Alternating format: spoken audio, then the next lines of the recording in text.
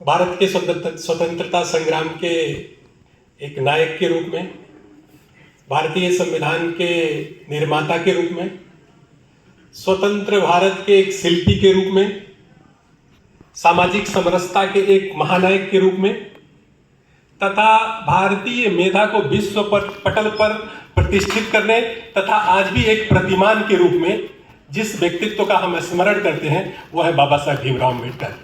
मैं उनके महापरिनिर्वाण दिवस के पावन अवसर पर मंच पर उपस्थित ये हम लोग का, मैं इसे संयोग मानूं या सुयोग मानूं कि बाबा साहेब भीमराव अम्बेडकर ने कोलंबिया विश्वविद्यालय में पढ़ाई करते हुए जो प्रतिमान स्थापित किया, उसी प्रतिमान परंपरा के उन्नायक आज के मुख्य अतिथि शायद उसी विश्वविद्यालय के छात्र हैं। तो मैं इसे संयोग और सुयोग दोनों मानते हुए मैं आपका अभिनंदन करता हूं। आज के कार्यक्रम के मुख्य अतिथि उत्तर प्रदेश सरकार के मंत्री माननीय असीम अरुण जी, अभी अभी जिनका हम सब वक्तव्य सुन रहे थे, ऐसे मित्रवर वरुण छाछर जी, अखिल भारतीय विद्यार्थी परिषद के महानगर अध्यक्ष जी, महानगर मंत्री जी तथा इस सभागार में उपस्थित छात्र शक्ति को राष्ट्र शक्ति के रूप में परिवर्तित करने वाली ऊर्जावान छात्र शक्ति।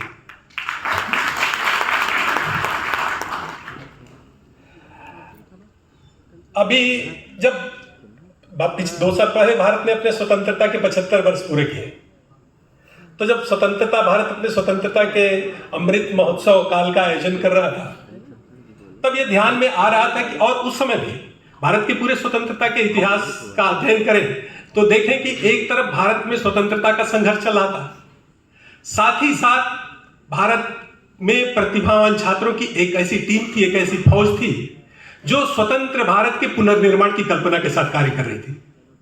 वो जो टीम स्वतंत्र भारत के पुनर्निर्माण की कल्पना के साथ कार्य कर रही थी, उस टीम के एक नायक के रूप में बाबा साहब भीमराव अम्बेडकर थे। जब भारत स्वतंत्र होगा तो भारत के निर्माण की दिशा क्या होगी? जब स्वतंत्र भारत में भारत के पुनर्निर्माण का प्रश्न खड़ा हुआ, तब समाज जीवन के सभी क्षेत्रों में कार्य करने के प्रश्न को लेकर के शिक्षा के क्षेत्र में कार्य किया जाए और बाबा साहेब भीमराव अम्बेडकर के सपनों को साकार किया जाए, राष्ट्रीय पुनर्निर्माण के संकल्प को आगे बढ़ाया जाए। इस ध्येय के साथ 9 जुलाई 1949 को अखिल भारतीय विद्यार्थी परिषद की स्थापना होती है। अखिल भारतीय विद्यार्थी परिषद की स्थापना के कालखंड में है, हमने कहा कि यह विचार की यात्रा, एक अधिष्ठान की यात्रा, एक ध्येय की यात्रा है। तो ध्येय क्या है? अभी वरुण छाछर जी कह रहे थे कि जो राष्ट्रीय दिवस हम मनाते हैं, 2 राष्ट्रीय दिवस, एक तो स्वामी विवेकानंद का जन्म दिवस 12 जनवरी और दूसरा बाबा साहेब भीमराव अम्बेडकर का परिनिर्वाण दिवस 6 दिसंबर।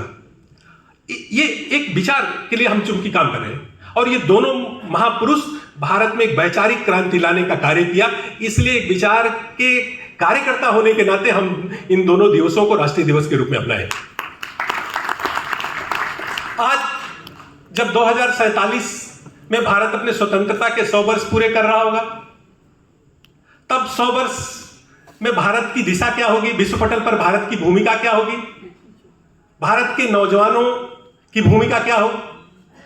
जब इस प्रश्न पर विचार करते हैं तो निश्चित रूप से उस विचार के प्रेरणा के केंद्र में बाबा साहब होते हैं। जब राष्ट्रीयत्व की बात करते हैं, राष्ट्रीयता की बात करते हैं, भारत में 100 के जागरण की, अभी अखिल भारतीय विद्यार्थी परिषद ने इस वर्ष लिया है कि भारत को अगर विकसित राष्ट्र बनाना है तो भारत के युवाओं में पंच परिवर्तन का होना आवश्यक है और उन पंच परिवर्तनों में एक महत्वपूर्ण परिवर्तन स्व का जागरण है। मैं जब बाबा साहब को स्मरण करता हूं तो ध्यान में आता है कि जब भारत का संविधान बना और भारत के संविधान सभा से बाहर बाबा साहब जैसे आए तो तुरंत उनसे पत्रकारों ने पूछा कि भारत के संविधान की सबसे महत्वपूर्ण बात क्या है? तो बाबा साहब ने कहा कि स्वतंत्रता, समता और बंधुत्व ये भारत के संविधान की आत्मा है। तो उसने कहा कि भारत ने तो अपनी आत्मा उधार ले लिया है, ये तो आपने फ्रांस के संविधान से लिया है।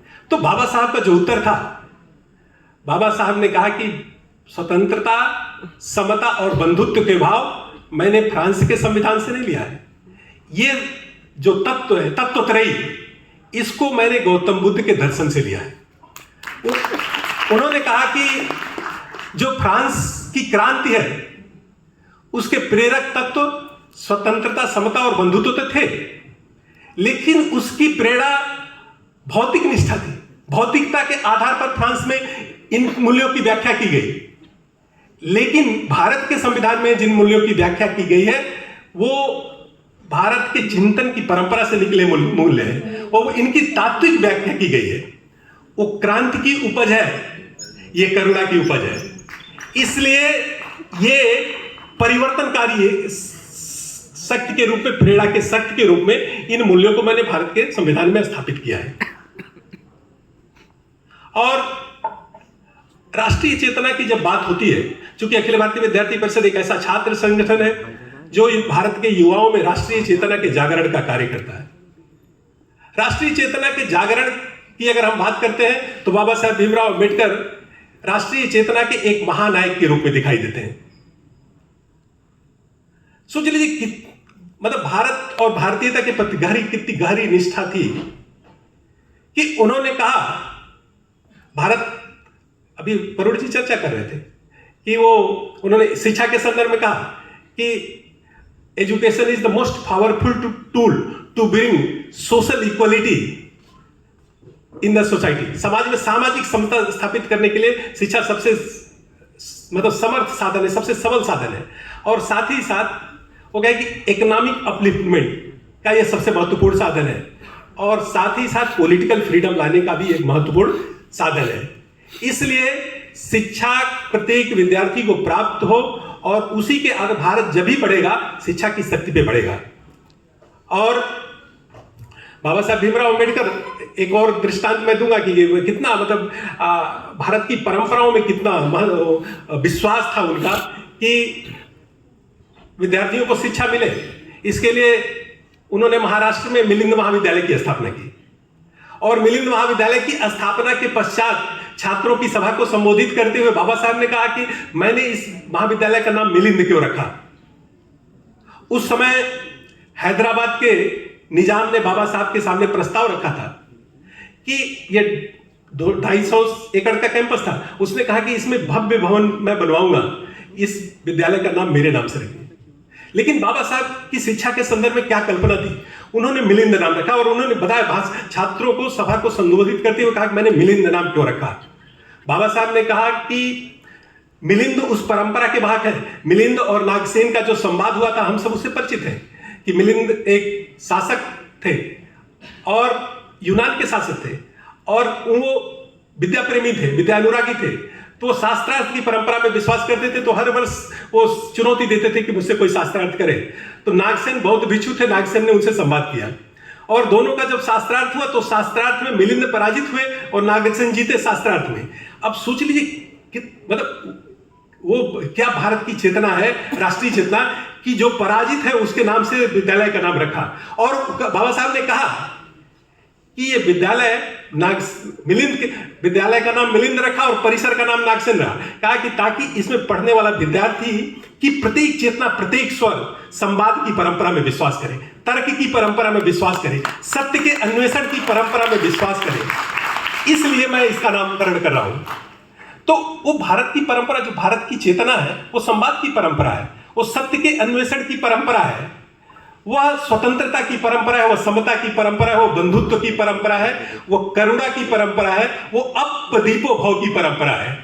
भारत जब भी बढ़ेगा उसी शक्ति के साथ आगे बढ़ेगा। इसलिए आज जब हम बाबा साहब के स्मरण कर रहे हैं तो निश्चित रूप से भारत का जो युवा है, भारत के युवा को कैसा होना चाहिए। राष्ट्रीयता की भावना इतनी प्रखर थी कि बाबा साहब ने एक बार कहा कि मैं जिस धर्म में पैदा हुआ हूं उस धर्म में मरूंगा नहीं, क्योंकि उस समय जो कुरीतियां थी, धार्मिक कुरीतियां थी, वो ऐसी थी कि वो समाज को तोड़ने का काम कर रही थी। लेकिन बाबा साहब ने कहा कि मेरा राष्ट्रीयत्व मेरी धार्मिक भावना पे हमेशा भारी रहेगा, और मेरा जो परिवर्तन है वो भारत और भारतीयता को न्यूनतम प्रभावित करेगा। और बाबा साहब ने अपने जीवन के अंतिम समय तक उस तत्व का पालन किया। तो निश्चित रूप से भारत का युवा ऐसा हो जो समाज की चुनौतियों का सामना करे, चुनौतियों से समझौता नहीं करे। धर्म के संदर्भ में उन्होंने कहा कि ये इट इज नॉट टीचिंग और preaching, it is a process of being और बिकमिंग। ये बनने और बनाने की प्रक्रिया है, ये भाषण देने की प्रक्रिया नहीं है। इसलिए अखिल भारतीय विद्यार्थी परिषद ने बाबा साहब की उन परंपराओं को विश्वास करते हुए छात्र शक्ति को एक परिवर्तनकारी शक्ति, एक रचनात्मक शक्ति के रूप में परिवर्तित करने का संकल्प लिया है, और ये ध्येय यात्रा उसी विचार से प्रेरित होकर के लगातार आगे बढ़ रही है। आज जब हमने संकल्प लिया है कि भारत को 2047 तक एक विकसित भारत के रूप में परिवर्तित करेंगे, भारत का युवा भारतीय के मूल्यों और परंपराओं के आधार पर विश्व के विकास का इतिहास रचेगा, तब हमने कहा कि यह कार्य 5 परिवर्तनों के माध्यम से होंगे। प्रत्येक युवा में स्व का जागरण, दूसरा प्रत्येक युवा का अपने पर्यावरण के प्रति प्रतिबद्धता, सामाजिक समरसता के प्रति अटूट विश्वास, और परिवार प्रबोधन, पारिवारिक मूल्यों का प्रत्येक युवा में जागरण, और नागरिक कर्तव्य का बोध। जब तक ये 5 परिवर्तन नहीं आएंगे तब तक भारत का युवा भारत को विकसित भारत के रूप में या विश्व गुरु भारत के रूप में प्रतिष्ठित करने में उस भूमिका का निर्वहन नहीं कर पाएगा जिसकी अपेक्षा भारत के महापुरुषों ने भारत के युवाओं से की थी। इसलिए हमने इस संकल्प के रूप में लिया कि इस वर्ष को पंच परिवर्तन के वर्ष के रूप में मनाएंगे और भारत के युवाओं में उन पंच परिवर्तन के मूल्यों को स्थापित करेंगे। इसलिए बाबा साहब भीमराव अंबेडकर, जिनको अखिल भारतीय विद्यार्थी परिषद अपने प्रेरणा पुरुष के रूप में मानती है, उनके महापरिनिर्वाण दिवस के अवसर पर मेरा भारत के प्रत्येक युवा शक्ति से, छात्र शक्ति से ये निवेदन है। वो बाबा साहब कहते हैं कि कार्यकर्ता में 5 विशेषताएं होनी चाहिए। एक तो उसकी ध्येय निष्ठा, दूसरे विचार के प्रति समझदारी, तीसरा नेतृत्व की क्षमता, कर्तृत्व का भाव। जब तक ये 5 भाव नहीं आएंगे तब तक भारत का युवा भारत के विकास की वो कहानी नहीं लिख पाएगा जिस कहानी की कल्पना बाबा साहब ने की थी। इसलिए आज उनके महापरिनिर्वाण दिवस के अवसर पर मैं आप सबसे आह्वान करना चाहता हूं कि जिन सपनों को भारत में स्थापित करना चाहते थे बाबा साहब, जैसा भारत बनाना चाहते थे वैसा भारत अगर बनाना है तो निश्चित रूप से इन मूल्यों के अनुसार भारत के युवाओं को भारत के विकास की दिशा और भारत के विकास की इतिहास लिखने के लिए आगे आना होगा। निश्चित रूप से आज का ये दिन हम सबके लिए विशेष प्रेरणा का दिवस है। मैं इस पावन पर्व पर पूज्य बाबा साहब के प्रति हृदय से नमन करता हूं और ये विश्वास करता हूं कि उनकी प्रेरणा से छात्र शक्ति को राष्ट्र शक्ति के रूप में विकसित करने की एक नई दिशा मिलेगी, एक नई ऊर्जा मिलेगी, एक नया प्रेरणा मिलेगी। आप सबको बहुत बहुत धन्यवाद।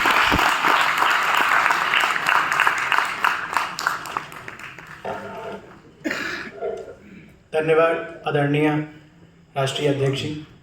अब आप लोग जिनका बहुत समय से